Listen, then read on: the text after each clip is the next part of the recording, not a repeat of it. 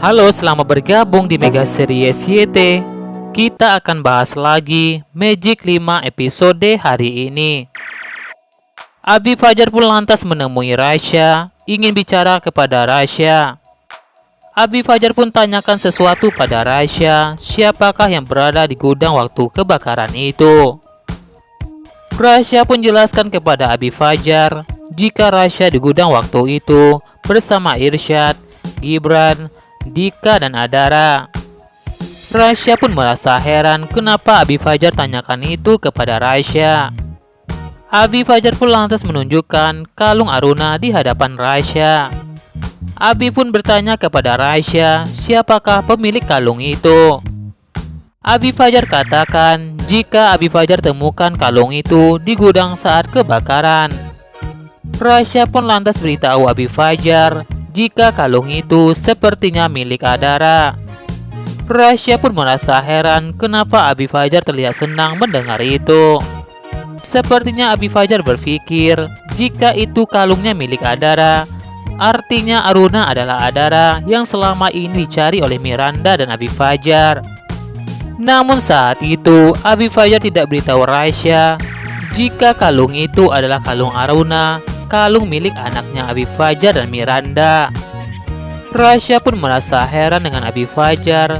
Kenapa Abi Fajar merasa senang setelah mendapatkan informasi pemilik kalung itu? Rasya pun lantas bercerita pada Gibran jika Abi Fajar menemukan kalung Aruna yang disimpan oleh Adara. Rasya pun merasa heran kenapa Abi Fajar begitu bersemangat cari tahu pemilik kalung itu. Gibran pun merasa jika Abi Fajar punya hubungan dengan kalung Aruna. Di episode hari ini, Abi Fajar pun lantas bertemu dengan Adara. Abi Fajar pun bertanya kepada Adara, apakah kalung Aruna itu adalah milik Adara. Adara pun lantas jujur kepada Abi Fajar jika kalung itu adalah milik Adara dan Adara lah yang menyimpan selama ini.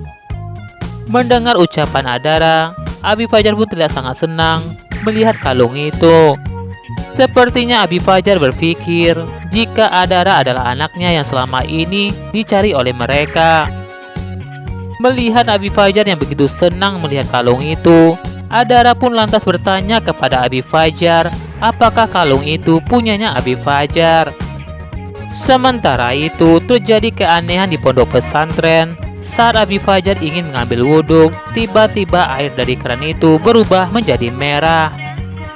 Abi Fajar pun merasa heran apa yang telah terjadi. Tak hanya Abi Fajar, Irsyad pun juga mendapatkan teror dari kejadian aneh yang dialaminya. Saat Irsyad mau mandi, tiba-tiba air di shower itu berubah menjadi merah seperti darah. Irsyad pun lantas bercerita kepada Rasya dan Gibran apa yang dialaminya. Irsyad pun cari petunjuk apa yang terjadi pada air pondok itu. Mereka pun akhirnya sampai di sumur tua di pondok itu.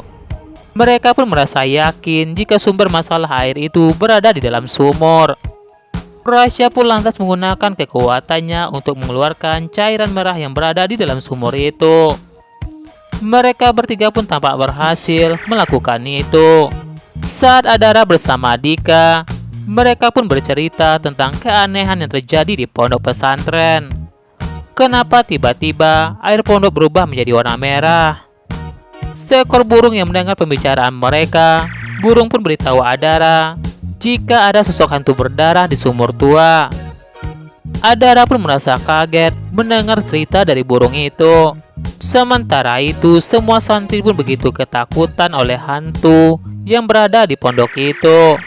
Santri-santri terlihat berlari cepat ke atas tangga karena ketakutan. Mereka pun tak sengaja mendorong Aisyah sehingga Aisyah pun jatuh dari lantai pondok pesantren itu.